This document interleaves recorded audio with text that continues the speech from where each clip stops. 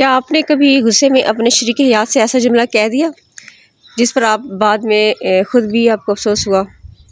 یا کیا آپ کے گھر میں معمولی باتیں جھگڑوں میں بدل جاتی ہیں؟ اور کیا آپ جانتے ہیں کہ بعض اوقات صرف ایک سخت لفظ برسوں کی محبت کو زخمی کر دیتا ہے؟ آج کی یہ ویڈیو صرف شادی شدہ افراد کے لیے نہیں ہے بلکہ ہر اس انسان کے لیے ہے جو اپنے رشتے کو بچانا چاہتا ہے۔ آئیے دیکھتے ہیں کہ اسلام ہمیں اختلافات کو ختم کرنے کا کون سا خوبصورت راستہ سکھاتا ہے۔ السلام علیکم ورحمۃ اللہ وبرکاتہ۔ میں ہوں جی ایسٹرن گرل اور آپ دیکھ رہے ہیں ایک ایسا چینل جہاں ہم اسلام، محبت، خاندانی تعلقات اور زندگی کے خوبصورت اصولوں پر دل کو چھو لینے والی باتیں کرتے ہیں۔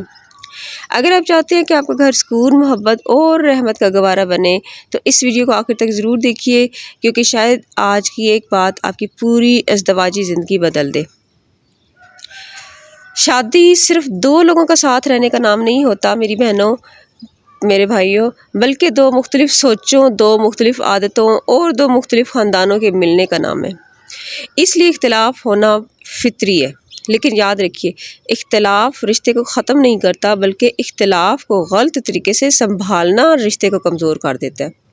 اسلام نے کبھی یہ نہیں کہا کہ میاں بیوی کے درمیان کبھی اختلافات جو ہے وہ نہیں ہوں گے، بلکہ اسلام نے ہمیں یہ سکھایا ہے کہ اختلاف کے باوجود محبت، عزت اور رحم کو کیسے قائم رکھا جائے۔ قرآن کریم میں اللہ تعالیٰ فرماتے ہیں اور ان کے ساتھ بھلے طریقے سے زندگی بسر کرو۔ یہ سورہ نساء کی آیت نمبر 19 ہے، دیکھ لیے گا ترجمہ بے شک۔ ذرا سوچئے، اللہ تعالیٰ نے محبت سے رہو نہیں فرمایا بلکہ اچھے طریقے سے رہو یہ فرمایا ہے۔ تو کیونکہ ہر وقت محبت کا جذبہ ایک جیسا نہیں رہتا، لیکن اچھا اخلاق ہمیشہ اختیار کیا جا سکتا ہے۔ تو جی آج ہم کچھ اصولوں کی بات کریں گے، کچھ ایسی باتیں کریں گے جن پہ قائم رہتے ہوئے آپ اپنے رشتے کو جو ہے وہ مضبوط کر سکتے ہیں۔ پہلا اصول، غصے میں فیصلہ نہ کریں۔ اکثر گھروں میں سب سے بڑی غلطی یہی ہوتی ہے کہ غصہ آیا، آواز بلند ہوئی، الزام لگے اور پھر ایسے الفاظ نکل گئے منہ سے جو کبھی واپس نہیں آ سکتے۔ نبی کریم صلی اللہ علیہ وسلم نے فرمایا کہ طاقتور وہ نہیں جو لڑائی میں کشتی میں دوسرے کو گرا دے، بلکہ طاقتور وہ ہے جو غصے کے وقت اپنے نفس پر قابو رکھے، اپنے آپ کو کنٹرول رکھے۔ سوچئے، اگر ہم چند منٹ خاموش رہ جائیں تو شاید کئی سال کی خوشیاں بچ سکتی ہیں۔ کبھی کبھی خاموشی ہار نہیں ہوتی بلکہ رشتے کی جیت ہوتی ہے۔ دوسرا اصول، مسئلہ حل کریں، شخصیت پر حملہ نہ کریں۔ جب جھگڑا ہوتا ہے تو اکثر لوگ کہتے ہیں تم ہمیشہ ایسے ہی ہو، تم ہمیشہ ایسی ہی ہو، تم کبھی بدل نہیں سکتے، تم سے شادی میری سب سے بڑی غلطی تھی۔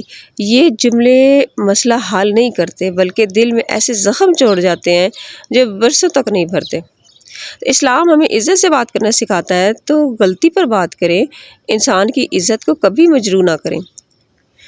تیسرا اصول، سننا بھی عبادت بن سکتا ہے۔ ہر انسان جو ہے وہ چاہتا ہے کہ اسے سمجھا جائے، اسے سنا جائے، لیکن اکثر میاں بیوی دونوں صرف اپنی بات کہنا چاہتے ہیں، کوئی سننا نہیں چاہتا۔ نہ میاں بیوی کی یہ سنتا ہے نہ بیوی میاں کی۔ اکثر معاملات میں ایسے ہی ہوتا ہے۔ اگر آپ اپنے شریک حیات کی بات پوری توجہ سے سن لیں تو آدھا جھگڑا وہیں ختم ہو جاتا ہے، کیونکہ کئی بار انسان کو حال نہیں بلکہ صرف ایک سننے والا دل چاہیے ہوتا ہے۔ ٹھیک ہے۔ چوتھا اصول، معاف کرنا کمزوری نہیں ہوتی، معاف کرنا آسان بھی نہیں ہوتا، خاص طور پہ جب دل ٹوٹا ہو، لیکن یاد رکھیں اللہ تعالیٰ معاف کرنے والوں کو بہت پسند فرماتا ہے۔ اگر ہر غلطی کا بدلہ لیا جائے تو کوئی بھی رشتہ زیادہ دیر قائم نہیں رہ سکتا۔ ہر انسان سے غلطی ہوتی ہے، آپ سے بھی ہوگی، آپ سے بھی ہوتی ہے اور آپ کی شریک حیات سے بھی ہوتی ہے۔ جو گھر معافی سیکھ لیتے ہیں وہی گھر سکون پا لیتے ہیں۔ پانچواں اصول، دوسروں کو درمیان میں نہ لائیں۔ بعض کا میاں بیوی کا معمولی اختلاف پورے خاندان کا مسئلہ بن جاتا ہے۔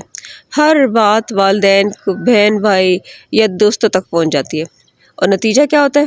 اصل مسئلہ ختم ہو جاتا ہے لیکن دلوں میں نفرت باقی رہ جاتی ہے۔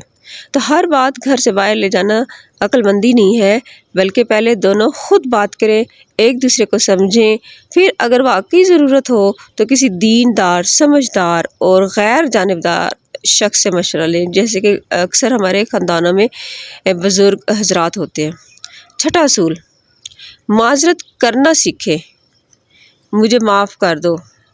یہ صرف 3 الفاظ، یہ لیکن 3 الفاظ ٹوٹے ہوئے رشتے کو دوبارہ جوڑ سکتے ہیں. لیکن افسوس بہت سے لوگ معافی مانگنے کو اپنی انا کے خلاف سمجھتے ہیں. لیکن حقیقت یہ ہے کہ معافی مانگنے والا چھوٹا نہیں ہوتا بلکہ اس کا کردار بڑا ہو جاتا ہے.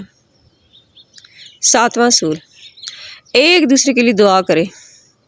جب دل میں ناراضگی ہو نا تب بھی اپنے شریک کی یاد کے لیے دعا کیا کرے. کہیں ایسا نہ ہو کہ زبان سے شکایت نکلتی رہے اور دعا رک جائے. نہیں، دعا تو دلوں کو بدل دیتی ہے. تو جہاں دلیل ناکام ہو جائے وہاں اللہ کی رحمت جو ہے نا وہ راستہ بنا دیتی ہے. ٹھیک ہے. تو ایک بزرگ سے کسی نے پوچھا خوشحال شادی کا راز کیا ہے؟